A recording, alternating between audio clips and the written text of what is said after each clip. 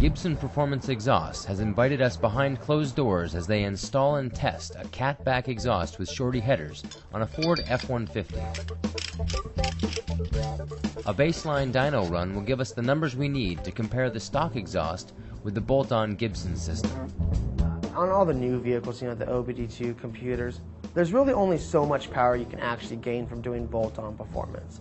And let's just say, I'm going to throw a number out there, let's just say 50 horsepower is the max you're going to gain. On the Ford, the headers and the exhaust is going to probably get you about 30% of that max gain you're trying to go at.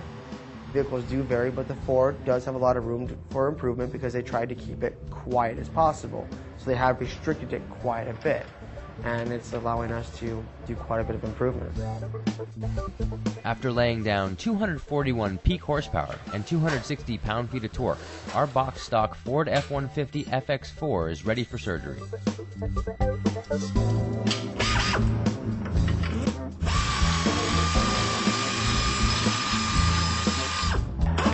Just take this off right here.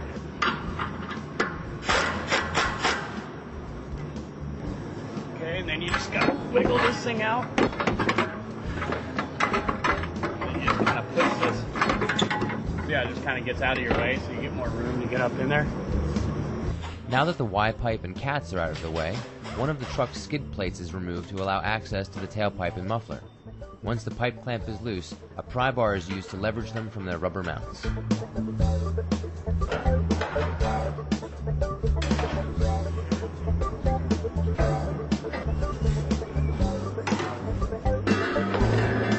While they get started pulling the cast iron manifolds, let's learn how Gibson tunes their mufflers.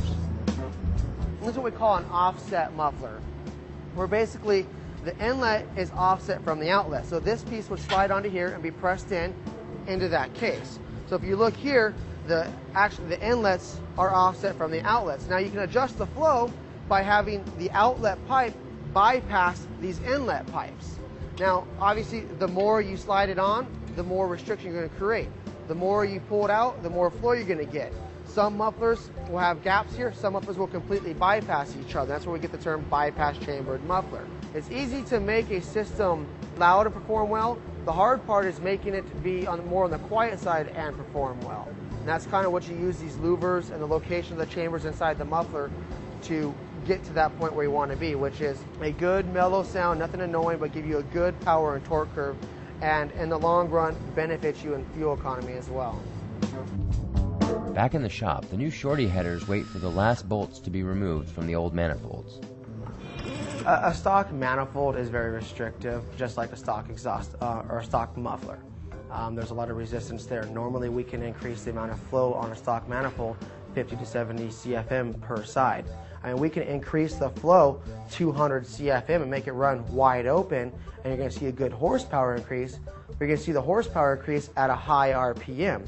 Usually at max RPM, which most daily drivers don't see high RPMs. They're usually in the range of 3,200 RPM, and that's where we design most of our products to come in and give you the power. So it's basically more usable performance. All right. The left side manifold, gasket, and studs are out. Now it's on to the right side.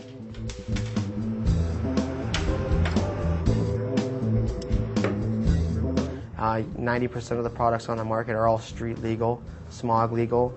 The shorties are normally going to be a header for a daily driver. When I say shorty, it's basically a manifold replacement.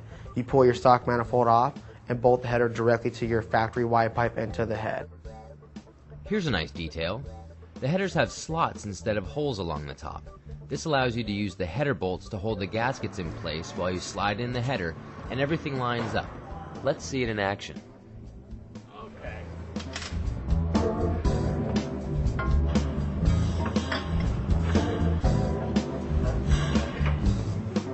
There we go. The shorties are torqued to the head, but not the ball coupler at the Y-pipe. Just kind of snug them up a little bit, especially since we got the cat back off. The exhaust systems fit well in part due to Gibson's CAD data machine. Check it out. What this allows us to do is take a prototyped piece, which is in numerous different pieces, and turn it into a production part and give us one solid part from the manual bender. What he's doing here now is he's going to scan all the bends and all the straight pieces and get all the radiuses and circumferences of the part. And after doing this, you basically hit send and it sends it out to the bender and bends you out one solid piece. Once you have that piece, you take it to the vehicle and you do a check fit, make sure it fits perfectly, make a couple changes, and then you have a production part and you fixture it and send it on its way. With both headers in, we grab our catback system. It's claimed to be reasonably quiet and boost mid-range power. Just a few more steps and we'll see for sure.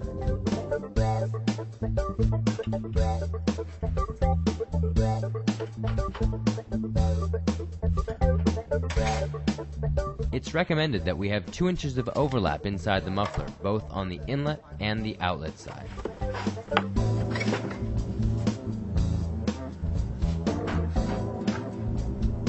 Now comes the fun part. We measure the 2-inch depth and then line up the tailpipe hangers with their 2 rubber grommets and the outlet of the muffler at the same time. Like that. With all the pieces lined up under the truck, it's time to tighten everything from front to back. That's the proper torque. Tight. And we'll take a look and you just kind of look up there and see after tightening it. See, we got a nice good fit on that ball seat right there. So we'll get a nice good seal.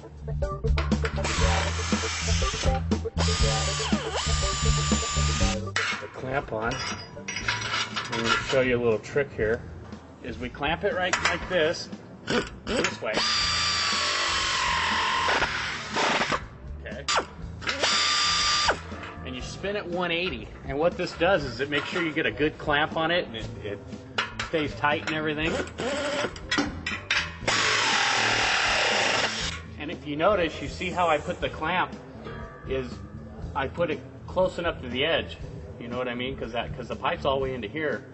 So you're clamping all the way out here, you're getting a real good seal like that.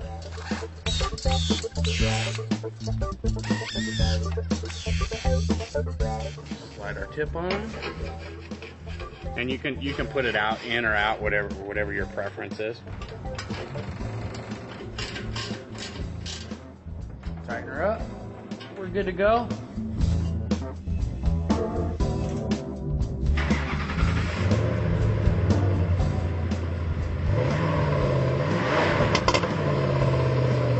Sounds great. Now it's time to see what this Gibson exhaust can do on the dyno.